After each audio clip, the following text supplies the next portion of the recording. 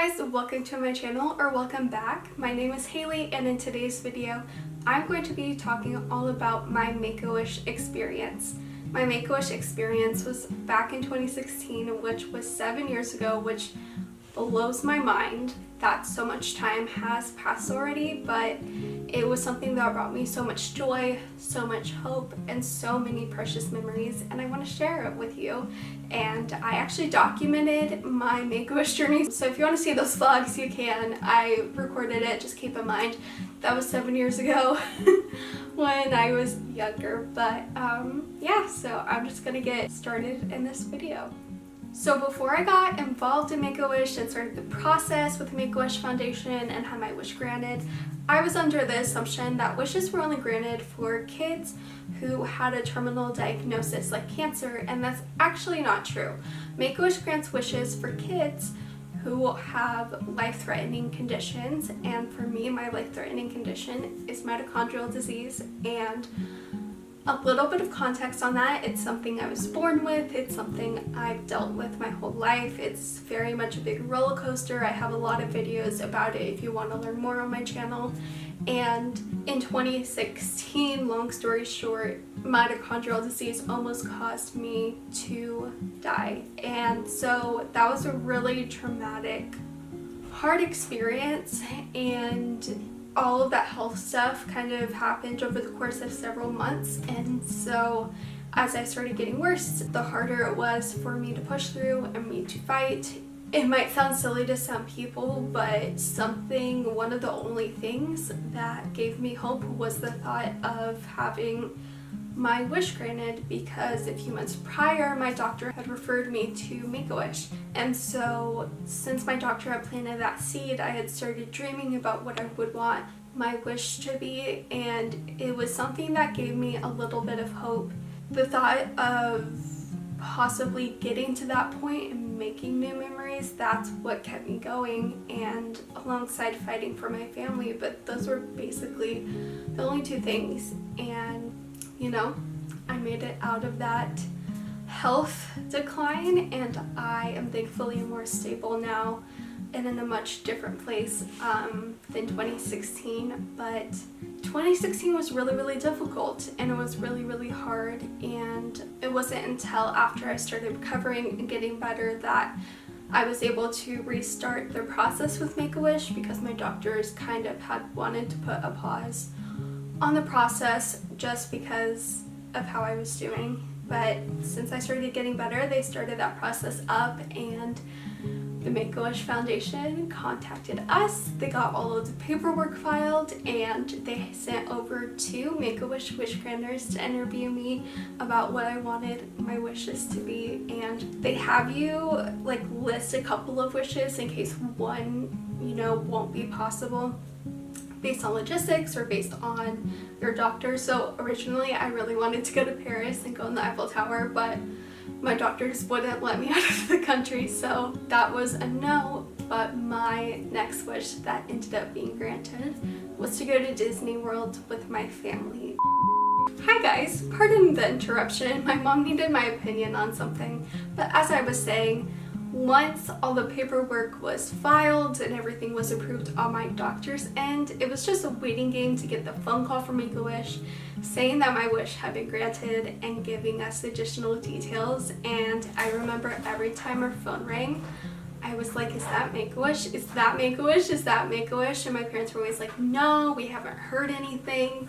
Little did I know, they did. They had received the call, and they were making a plan to truly surprise me and reveal to me in a really sweet way. That meant a lot. And so I actually have my Make-A-Wish reveal on my YouTube channel from back then if you want to go watch it. But basically, one morning, it was the day, we were going to our homeschool group. Our homeschool group had classes one day out of the week, every weck. And so we were headed there. And a little side note is that our homeschool group, they were such a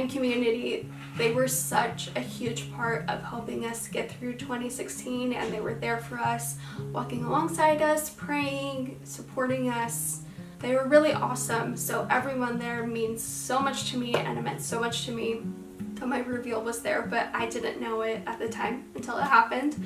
So my dad and brother had actually stayed, my brother had stayed home from school that morning, my dad had stayed home from work, and their excuse was like my brother had a doctor's appointment and they could only like have that doctor's appointment that morning. Everything else was booked up, and so I didn't think much of that. And then me and my mom and my other brother headed to our homeschool group, and we were going to do like a family presentation, like introduce ourselves to the community for those who didn't know us.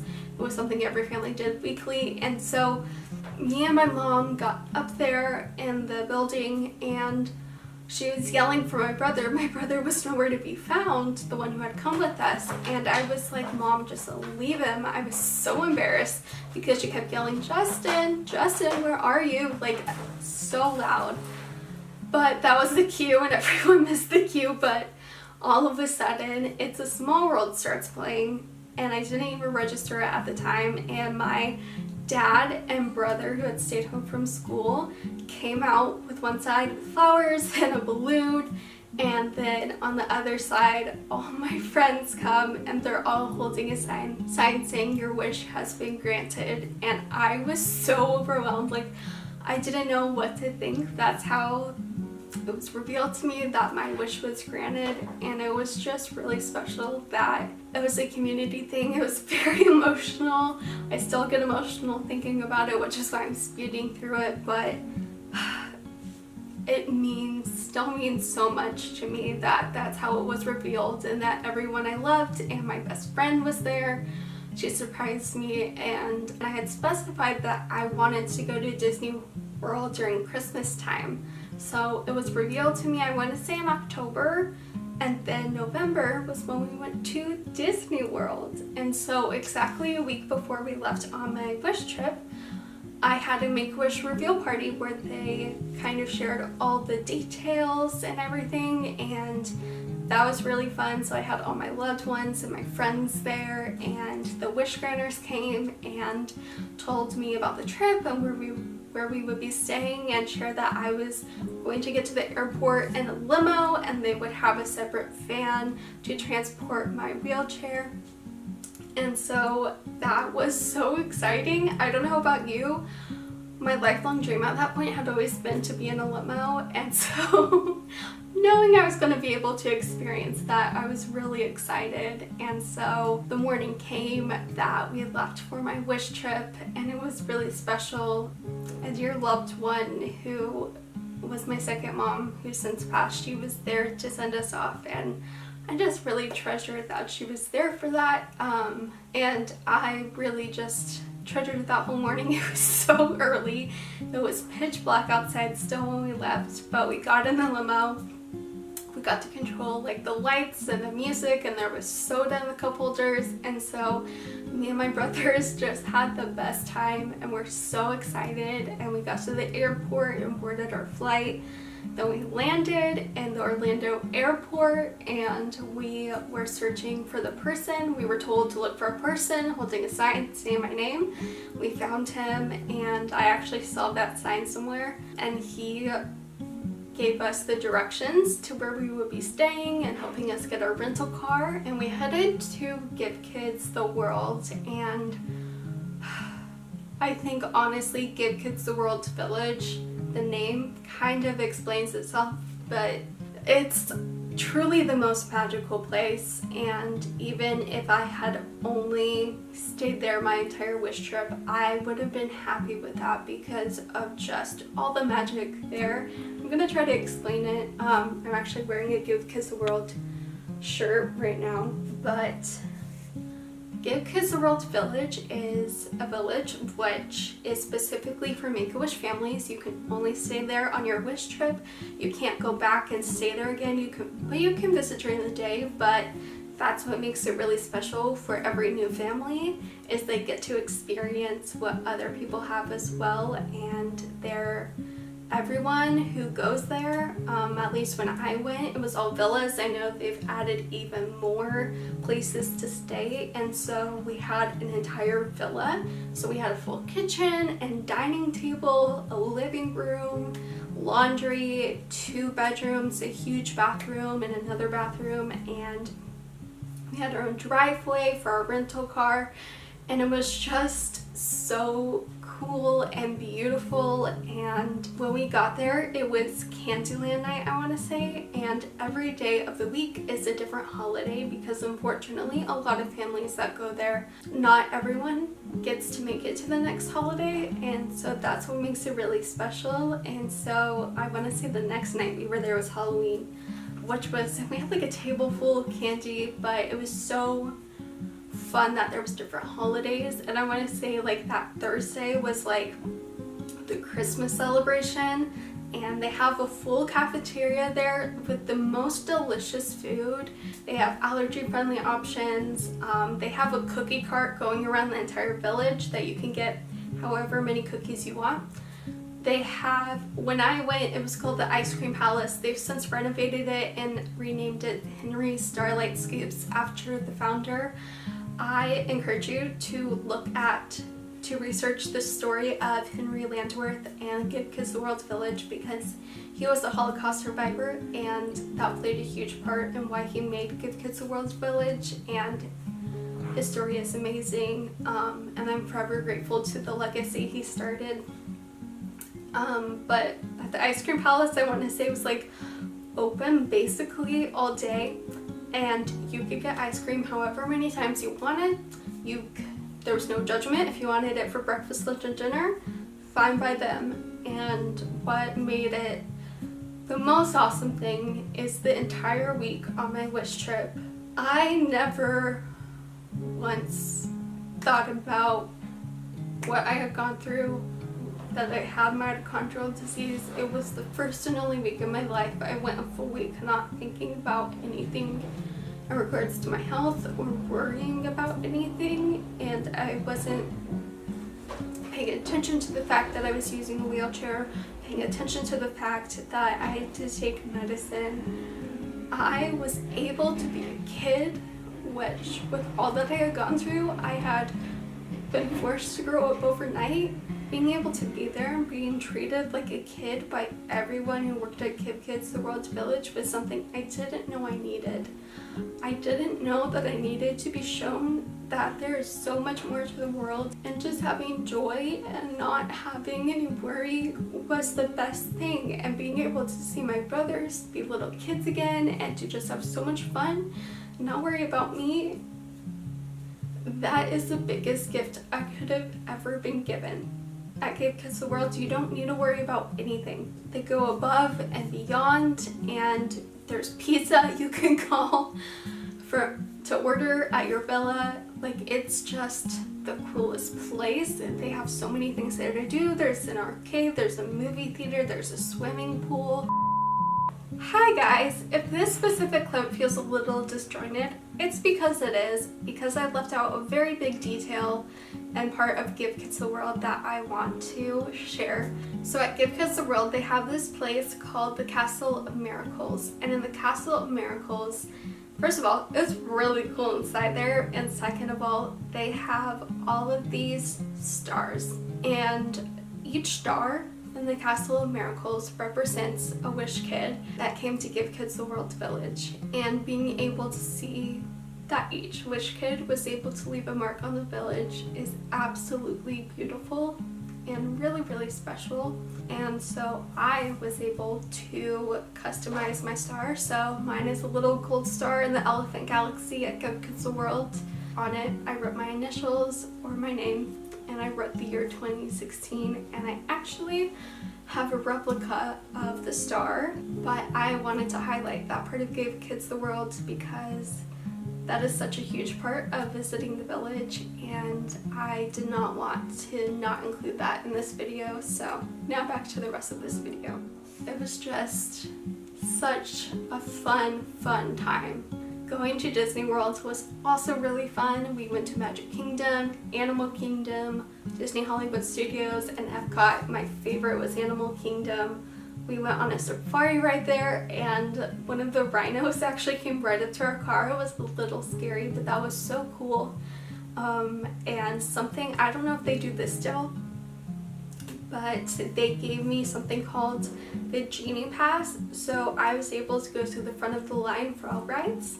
And they only give this to Make-A-Wish kids as far as I'm aware, but I was able to go to the front of the line for rides. I was able to go to the front of the line for characters, so me and my brothers kind of made this promise that we would try to meet as many characters as we could, and we did, which was super fun. And just getting to experience so much is something I'm so grateful for. And we also were able to go to Universal. I didn't wish to go to Universal, but they provided tickets for that as well, which was so cool. I loved the Minion ride there, and that was just really fun. My brothers loved it. My brother Josh specifically loved Universal, and it was just so much fun. And you know, at the end of our trip, I did not want to leave, and I didn't want to leave this magic bubble, but leaving my wish trip, I left with more hope and more joy and more memories than I truly expected I would, and it really helped give me the push I needed to want to heal. And I think some people, and it's okay if you don't completely understand how a Make-A-Wish trip to, you know, give kids a world in Disney World would do that, but it did because I needed that. I needed to just not worry for a week, and it's something I'll forever be grateful for. I am forever grateful for the Make-A-Wish Foundation, for Give Kids the World Village, for Disney, Universal, and everyone else that Make-A-Wish and Give Kids the World partners with. It was just the best time, and there's so much I've left out, and they just think of everything. And we met families from all over the world, literally, and you truly, at Give Kids the World, you cannot tell who's the Wish Kid unless they're wearing their Wish Kid button. And I think that is the coolest thing ever, is that you're just able to see families as they are and kids as they should be. And I hope that everyone watching this, whether you're someone who's starting the Make-A-Wish journey, whether you know someone who was a Wish Kid, whether you want to donate to Make-A-Wish or Give Kids the World, which I highly encourage you to do, there is so much that the Make-A-Wish Foundation pours into granting wishes and to making sure that kids have memorable experiences, whatever their wish may be, whether it's to go somewhere or to meet someone or to do an activity, whatever it is. They pour so much into it, and I just want that to be really clear, because I wouldn't have had this experience if it wasn't for Make-A-Wish, if it wasn't for the company that sponsored my wish, which I became a Make-A-Wish ambassador after my wish trip. I haven't really spoken the past couple of years since COVID, but I would go places and share my experience, and I was actually able to meet the company that was responsible for donating the money for granting my wish. And I will forever be grateful for all of the memories and all of the experiences I was given that I didn't even realize I needed to find myself and to be encouraged and to feel like a kid again. And I'm forever grateful. So thank you for watching this video. Like I said, there is so much more to my story of my wish trip, but this is just the highlights. If you want, you can go back and watch those old videos from 2016. I'll link the playlist below. But yeah, I hope you enjoyed this video. Thank you so much for watching, and I'll see you in my next one. Bye guys.